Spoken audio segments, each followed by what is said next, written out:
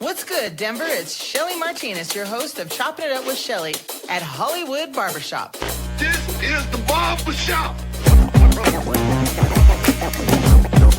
Barbershop. This is the barbershop. The place where a black man means something.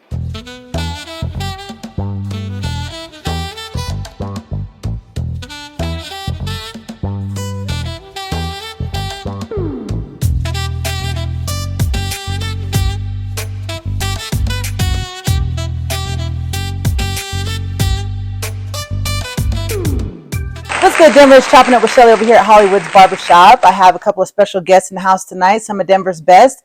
I have Elyjah Tribe and Myron here with us tonight. Thanks for coming on the show. Thank you. Yeah. All right. So, first of all, tell me who you are and what you're about. Definitely. So, my name's Elyjah Tribe. It's actually my dad's initials. He goes by Edward Love Youngblood, and Jah and Rasta world is like God. So my way, it's like the son of God, type of vibe. The tribe is because I'm native. I'm half Cherokee, Chippewa, and then I'm also East African. So I'm a musician, been performing since I was about 7 years old on gospel making churches. And I'm just a musician, teacher, humanitarian. I really just try to let the music speak. I play about 11 instruments and just try to help kids and everyone just realize how to heal themselves through music. Great. Myron? Well, my name's Myron Hendley. I am originally from Windsor, Connecticut. Basically, my motto, my mode is just go for your dream. It's took me 4 decades to get here. Working with this extraordinary musician and artist. It took me 4 decades to get here. So just if you can continue with your dream and just keep going for your dream, no matter what gets in your way. Amazing. That's what I'm all about right now. Aww. I mean, and that's a huge thing for me, and that's what I try to portray in my music because I play like I don't have tomorrow. Good. I'm old. Yeah, yeah, that's like awesome. I don't play like I don't have tomorrow. So whether it's one person in front of me or 1,000, they're gonna get their best. You're gonna get my best. So that's what's up. That's what I'm about. So what genre or what kind of style of music do you play? It's a true jazz gospel fusion away from, we definitely aren't like in the gospel genre, but just the soul and the blues. My family's from the South, Mississippi, Oklahoma.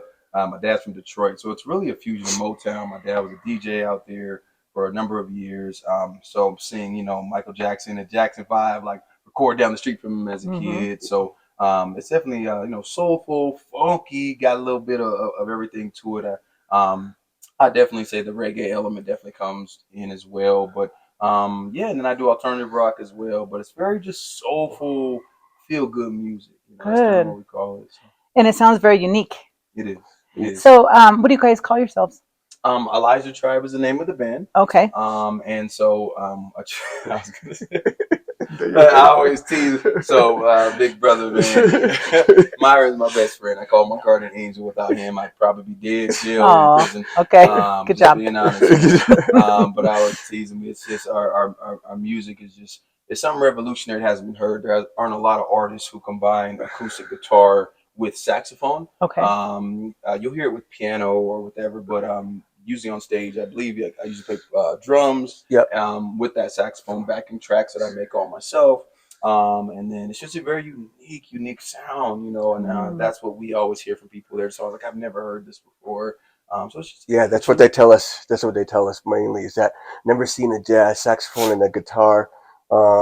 Especially, it makes it even more unique when we don't have the backing track. It's just the two of us, with no backing tracks or anything. It's pretty unique sounding. Wow. Yeah. So how many instruments do you play? How many do I play, bro?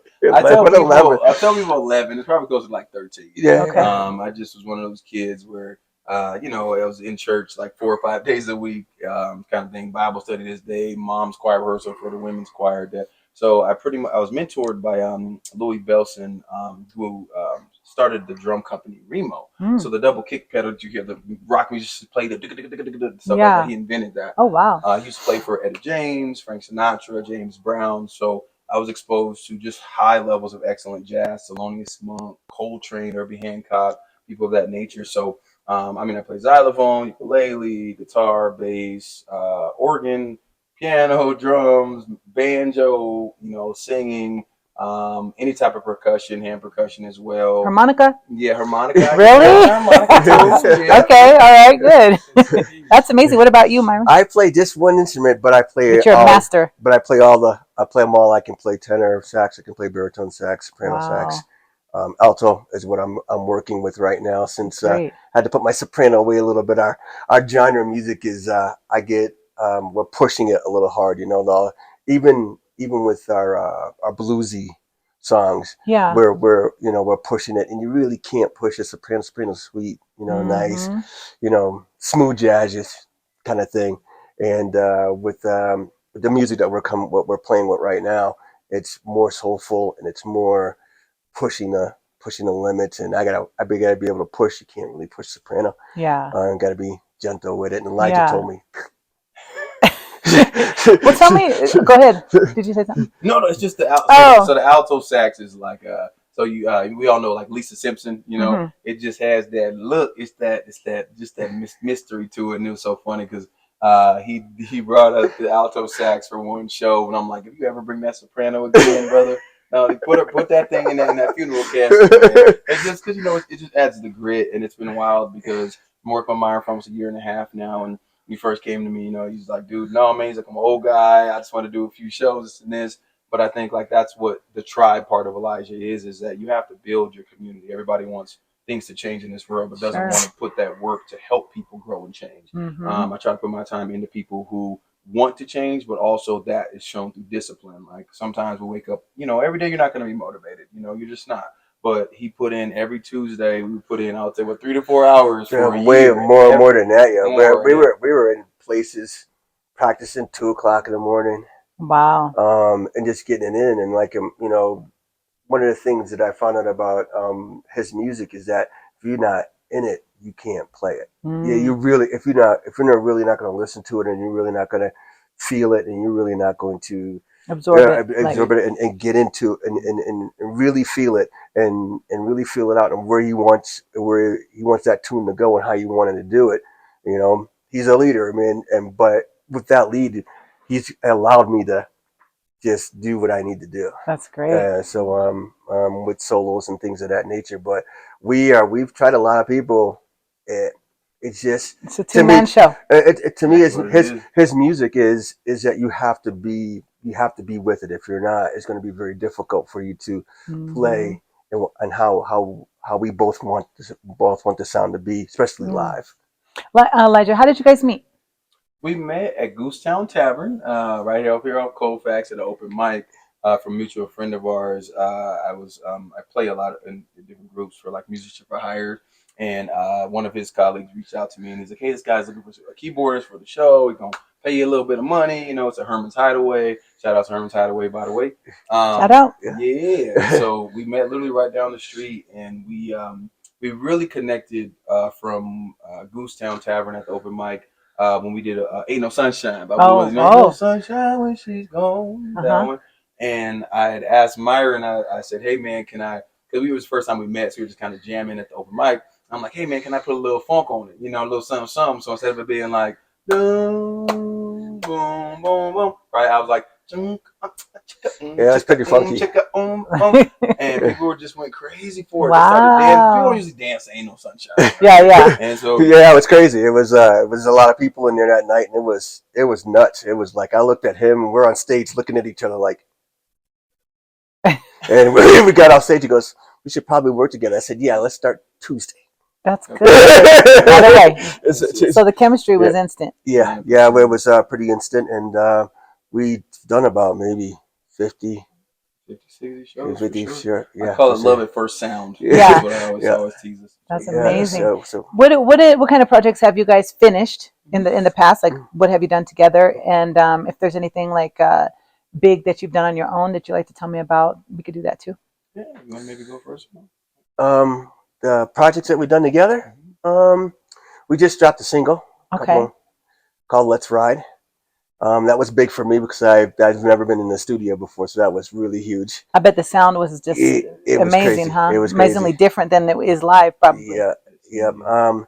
By myself, I would probably say last July I did a solo project on my own at Herman's Hideaway. Okay. That was my first time being on a stage, except for church way back. Yeah. But that's for my first time after quitting for a very long time. Okay. And then opening up for Tony Exum Jr. That was really. And tell people who that is. Tony Exum Jr. is a saxophonist right now. If you were to look him up, he is all over the place. He got a record deal. He's from Colorado Springs. Oh wow. And he is he's probably one of the better saxophones in Colorado that you hear. And he's done some mentoring to me. Not really. He gave me some information about how to how to practice. And then he gave me some information on the back end of how business and how fast it's going to go for you once it starts moving. And it's been awfully fast. A year and a half, we've been able to put out a single. We got another single that we're going to drop. Good. We got some big things coming up. Probably the biggest thing I've played so far was Hunger Fest, right? Wow. The Hunger Fest 303 was the biggest. Sounds like a match made in heaven here. It is. And so it's just getting used to now. Because I have the 3 albums out. My first was Authentic Awareness. I recorded right around the time I had my beautiful daughter, who's 4 now. Then I had the second album was called Legacy. And then third album was called Fatherhood, and her beautiful face is on there, my stepkids and everything. And so now I'm just pushing kind of singles just because it's difficult in the beginning to kind of find your sound and all that. But now it's more just singles. I want to do I've been doing about 1 or 2 singles a month.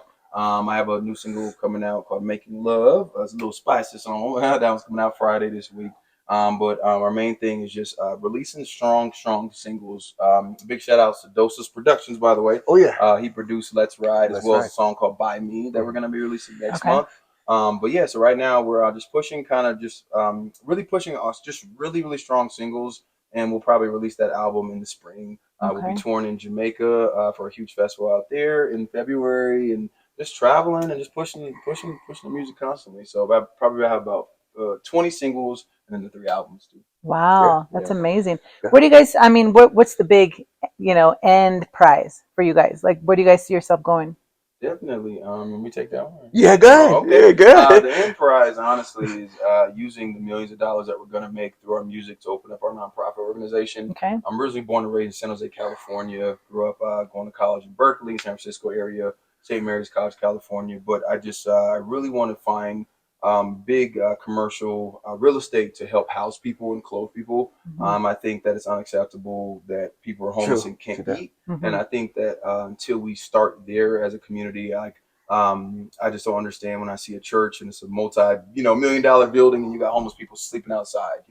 For me, God is in action. God is about love and service to your community. Sure. So my biggest end goal is to basically make so much money to where we're in control of how to help heal people. There's so many people out here now on fentanyl, on drugs, on heroin, on all these different things, opioids, oxycodone, and all these stuff. But I really think we can heal it through housing people and giving them resources of people who've been recovering from those substances. I've seen it done, but it just requires people who have been there to heal these people. You can't take a person who's never smoked, never drank, nothing, and I'm going to pray for you for the heroin. Lord, please let you stop doing heroin. Right. Like, it don't work like that, brother, So I just think just creating grass movement level stuff through, medicinal. I'm a big person in herb, 420 friendly, CBD, things like that, yoga, working out, farming. I think we really can heal people, but we got to do that. So our biggest goal is to own a bunch of properties around the country, take our nonprofit around the world, and really try to heal the nation from people being homeless and not being able to eat. Even if we could just do that, I think we can make a difference. I appreciate that. Most definitely. I think this community help. You know what I'm saying? Because we've done some things just community wise so far, and just to see the people that come to us and say, "Hey, man, just thank you for playing." Right? Just thank you for just coming out in the parking lot and play. It's been pretty huge for us. I mean, we take that and we run with it. Right? That's a motivational thing that we just keep going forward. And I think that anything that we can do as far as when we're making it is giving it back into communities would be the best. Who inspired you to like just even pick up the instrument or keep you going or whatever? 100%. My late grandmother, her name is Barbara Jean Jackson. Okay. We call her Big Mama. Hey, she's like that Big Mama from Soul Food. I don't know if y'all remember that movie back in the day. But yeah, she taught me everything. I wasn't able to really read music well as a kid. And my grandma, she was the organist for the 400 plus people gospel church. And she always would tell me, baby, if you play from your soul, you're playing for God. And she's my biggest influence. She raised somehow, and I look back on what she actually did, but my mother was born in 54. She had her first son back in like the late 40s. So she lived in Oklahoma back in the time where a lot of people don't notice, but the last legalized lynching was in 1974. Okay. So she somehow, as a black woman, single mom, raised 7 beautiful aunts and uncles, got them out to California to a better life. Doing anything she could, and I think that her story, I will never have to struggle as much as her. A beautiful, strong black woman with 7 children. I don't even know what car she drove to get them around, but she's the biggest influence on me, man. She was a matriarch of my family. Unfortunately, when she passed away, my family kind of just split up and kind of did whatever they were fighting over, a car, the money, and just crazy things. And I ended up having the honor of being there for her when she was on bed rest and, bathing her and, wiping her when she needed and putting diapers on her. And so I just have a different relationship to honor somebody who basically raised me. And so, yeah, she's my biggest influence. She taught me to play by ear. And that's why when I play guitar or drums, whatever, it's always like I don't go, I have to read it. And that's how I became such an amazing teacher, because I don't make my students read music. I think that's the illusion. You don't have to have one format for any person. But the reason why I'm a great teacher is because I had my grandmother teach me how to learn from my heart. And so, you got to play what you love, but that's rest in peace, Gussie. I love you, Big God Mama. bless her. And you, Myron? Musically wise, John Coltrane is a big influence for me. Okay. I listen to a lot of John Coltrane, still do now. Even you may call that bebop era or that era of where he played him, but his riffs are way further than in that era. He was 25 years at least ahead of his time. Wow. And I got 3 kids, Alicia, Miles, and Langston. Hi y'all. and they have definitely motivated me to keep going. To keep going. And don't quit again. Good. Don't quit again. Yeah, that's not allowed. Yeah, they can't. They can't. It's not too many things to get me to quit. I gotta be dead, maybe. Yeah, that's about it. That's it. But that's not even get too many things for me to quit now. Good. I'm moving forward now. We're moving forward, and we got a lot of things to do, and then we got a lot of expectations. A lot of people have expectations going on right now, so that we have to fulfill. Well, this is exciting, and I can't wait. I'm going to come to your next. I'm going to make sure. Yeah, I'm going to make sure. Yay! So, do you guys want to bless us with a little performance? We would be honored. Yeah. Okay, let's do it. Okay, Shelly, it's dedicated to you, of course. Oh. And Callie, of course, my sweetheart. Thank you for getting us this interview. Yeah. This one's called "Hey Girl." This is our song we'll be releasing in about 2 months. Okay. And yeah, we'll just kind of jam it out.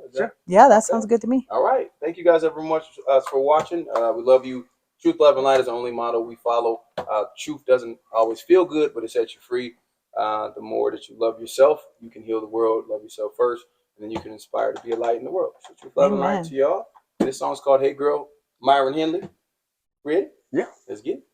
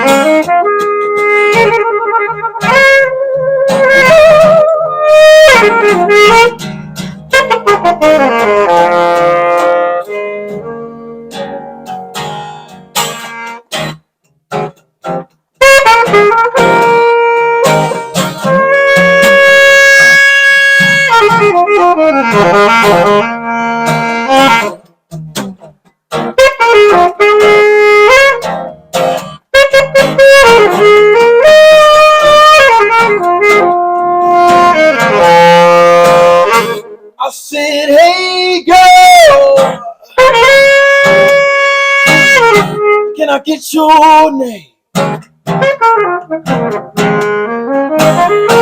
I said, hey girl, can I get your name? I said, you're looking so lovely, I must say. The first time I saw your face, I thought you'd be my lovely day.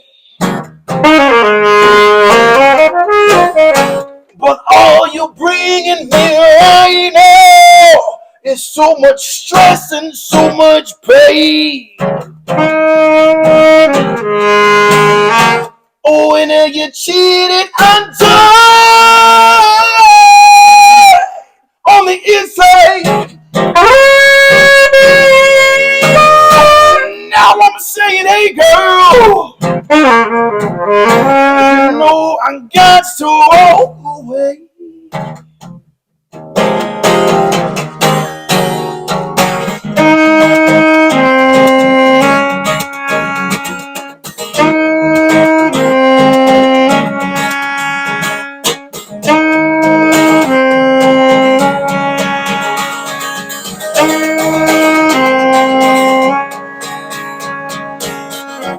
All I wanted was your love. All I asked for was acceptance, girl. So why'd you have to go and take my trust away? I'll admit that I've some bleeding out.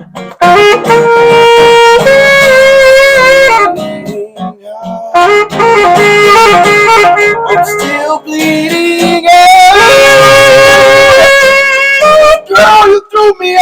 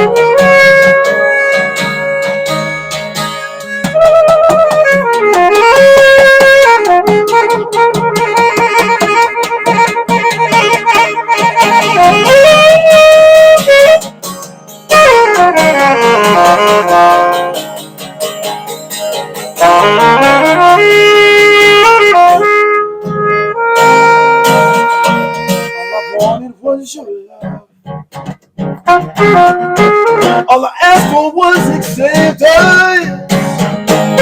So why'd you have to go and take my trust away?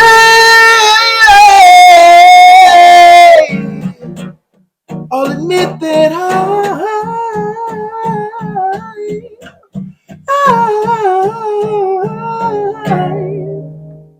I'm still bleeding out.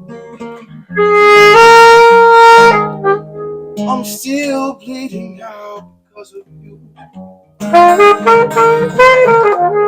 I'm still bleeding out. Girl, you threw me out.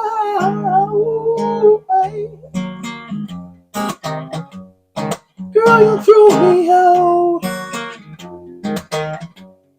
Girl, you threw me out. You threw me out.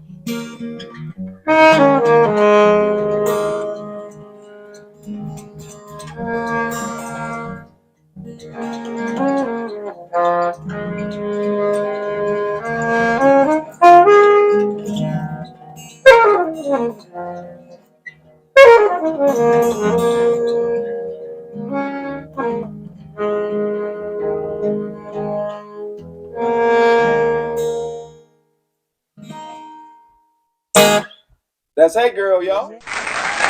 Well, you guys, where can we find you at? Easiest way to find us, keep communication. We'll definitely be Elyjah Tribe on Instagram. Find us on YouTube as well. It's always the same name: Spotify, iTunes, worldwide, about 100 different platforms. But it's spelled ELYJAHTRIBE. The same on YouTube for the live video, Spotify for the digital tunes, Instagram as well. And we're just so honored to be here with you, Shelly. Yes, so yes, sir. Thank you so much. I'm really happy that you guys came on. Thank you so much. Appreciate you. Good job. Yes. Where's your next venue? So we're playing Satire on the 4th of November, 11th of November, 18th of November. Okay, perfect. All right, Denver, you heard it here at Hollywood's Barbershop. Again, Elyjah Tribe, some of Denver's best. Make sure you guys check them out and follow them so that you can check out some of their live performances. And we'll see you next time. Take care. Peace, y'all. Love you, Jen.